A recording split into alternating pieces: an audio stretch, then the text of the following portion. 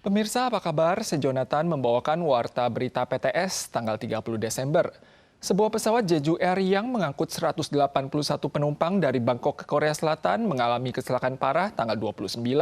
Pilot berupaya melakukan pendaratan darurat namun gagal. Selain 2 orang yang berhasil diselamatkan, ke 179 penumpang lainnya termasuk 2 warga Thailand dinyatakan tewas.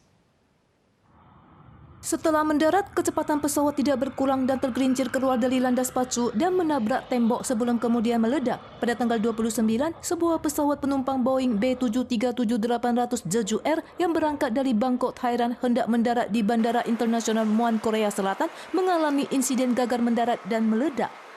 이번 사고 원인은 버스 스트라이크 발생 현상 등 기상 악화 등으로 추정하고 있으며 Dalam laporan menyebutkan pesawat mengangkut 175 penumpang dan 6 awak pesawat. Selain 2 kru yang selamat, 179 orang lainnya meninggal dunia, termasuk 2 penumpang asal Thailand. Pihak bandara mengatakan pesawat sempat gagal mendarat pada pendaratan pertama dan kembali terbang tinggi, kemudian jatuh saat mencoba mendarat kedua kalinya. Beberapa media Korea melaporkan bahwa roda pendaratan tidak berfungsi setelah ditabrak burung sehingga berupaya mendarat tanpa roda tapi gagal.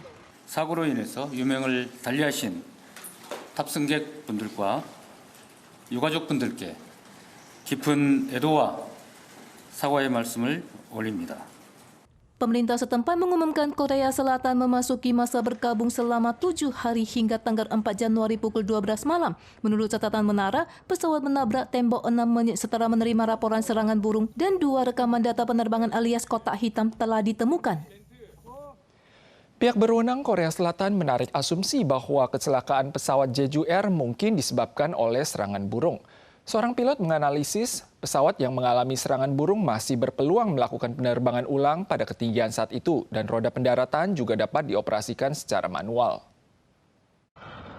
Pesawat Jeju Air yang terlibat kecelakaan adalah varian Boeing 737-800 dengan usia 15 tahun. Penilaian awal pihak berwenang menyatakan kecelakaan disebabkan serangan burung. Namun hal ini diragukan pakar penerbangan yang menganalisis bahwa jika terjadi serangan burung, mungkin akan menyebabkan sebagian sistem pesawat gagal dan memperkirakan kecelakaan disebabkan waktu reaksi pilot yang singkat sehingga terpaksa mendarat tanpa roda dan keluar dari landasan pacu Bandara Muan yang tergolong pendek.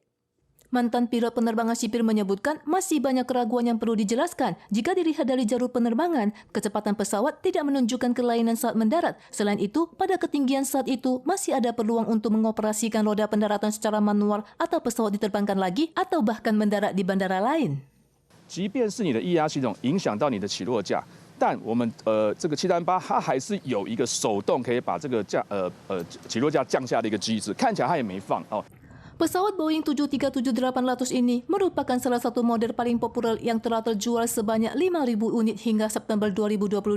Namun dalam 20 tahun terakhir, 26 kecelakaan telah terjadi pada pesawat model ini. Kecelakaan parah terakhir terjadi pada pesawat China Eastern pada 2022 yang jatuh dalam perjalanan menuju Guangzhou menewaskan 132 orang. Selain itu, seri utama pesawat Boeing lainnya 737 MAX juga menjadi kontroversi akibat serangkaian kecelakaan fatal sehingga sempat dilarang terbang. Namun pesawat model ini kembali digunakan pada tahun 2020.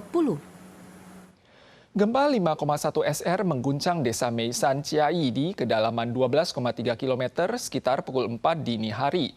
Merupakan gempa yang sangat dangkal. Intensitas guncangan di Yunlin, Ciai, dan Nantou mencapai level 4. Berhubung desa Meisan sempat diguncang gempa 7,1 SR 100 tahun lalu, pihak luar khawatir gempa kali ini berkaitan dengan hal tersebut. Pada tanggal 30 pukul 3:51 dini hari, sebuah gempa berkekuatan 5,1 SR mengguncang wilayah pegunungan desa Meisan di Ciai. Gempa yang tergolong dangkal dengan kedalaman 12,3 km ini membuat banyak warga terbangun.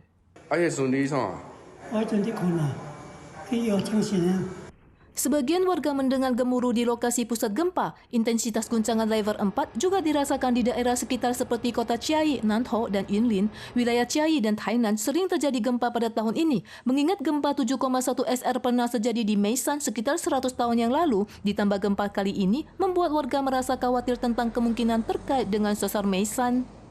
在相对位置上面是比较有一定的距离，所以我们判断今天早上这个地震它基本上是一个破碎带。它不是一个断层系统所造成。 Pusat Seismologi menyatakan gempa Chiayi dan Tainan tahun ini merupakan bentuk gempa kluster. Gempa tanggal 30 dini hari ini tidak ada kaitannya dengan gempa kluster. Pemantauan terhadap sesar Meisan dalam 2 tahun terakhir juga tidak menunjukkan adanya akumulasi energi yang kentara dan lokasi gempa kali ini berjarak lebih dari 10 km dari sesar Meisan sehingga disimpulkan gempa ini tidak berkaitan dengan sesar. Namun Pusat Seismologi juga mengingatkan jika sesar Meisan kembali memicu gempa, intensitasnya mungkin akan mendekati gempa 921 yang berkekuatan 7,3 SR. Berdasarkan statistik, 123 gempa telah terjadi di Chiayi dan Tainan tahun ini. 26 diantaranya cukup terasa. Warga diimbau untuk melakukan tindakan pencegahan.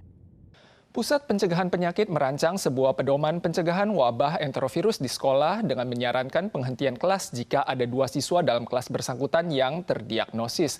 Pemkot Taipei menyatakan berhubung lebih dari 90% kasus enterovirus bergejala ringan, pedoman penangguhan kelas ini hanya akan diterapkan pada kasus enterovirus bergejala parah atau beresiko tinggi. Wabah enterovirus masih merajalela di Taiwan saat ini dengan total 15.843 pasien yang berobat di UGD dan unit rawat inap antara tanggal 15 hingga 21 Desember. Menurut pedoman pencegahan wabah enterovirus CDC, jika 2 anak prasekolah di kelas yang sama positif tertular enterovirus, kelas bersangkutan akan dihentikan. Namun Pemda berwenang mengambil keputusan sesuai kondisi setempat. Pemkot Taipei menyatakan 99% kasus enterovirus bergejala ringan, mempertimbangkan kebutuhan orang tua akan penitipan anak, kedepannya kelas hanya akan ditangguhkan jika muncul kasus bergejala parah. Mantan Wali Kota Taipei Ke Wen-je dibebaskan dengan jaminan atas keterlibatannya dalam kasus pusat perbelanjaan Living Mall. Tanggal 29 larut malam, Pengadilan Distrik Taipei memutuskan bahwa Ke Wen-je dibebaskan dengan jaminan sebesar 70 juta dolar Taiwan. Mencetak rekor tertinggi bagi seorang politisi yang terlibat kasus dalam beberapa tahun terakhir ini. Ketua Partai TPP Ke Wen-je terlibat kasus pusat perbelanjaan Living Mall dan skandal donasi politik. Ia dibebaskan dengan jaminan 30 juta dolar Taiwan. Sidang penahanan tanggal 29 memutuskan bahwa jumlah jaminan Ke dinaikkan menjadi 70 juta, Shen Qingjing 100 juta, Ying Xiaowei 30 juta, Li Wencong 20 juta. Mobilitas keempatnya yang mencakup perjalanan ke luar negeri dibatasi lewat pengawasan elektronik. Selain untuk keperluan keluarga sehari-hari dan tugas kantor, mereka dilarang memiliki kontak dengan saksi dan rekan terdakwa lainnya. Pemirsa sekalian, sekian warta berita dari PTS. Berikutnya, mari kita saksikan Festival Els en Farinats di Spanyol. Kita susul lagi di lain kesempatan. Sampai jumpa.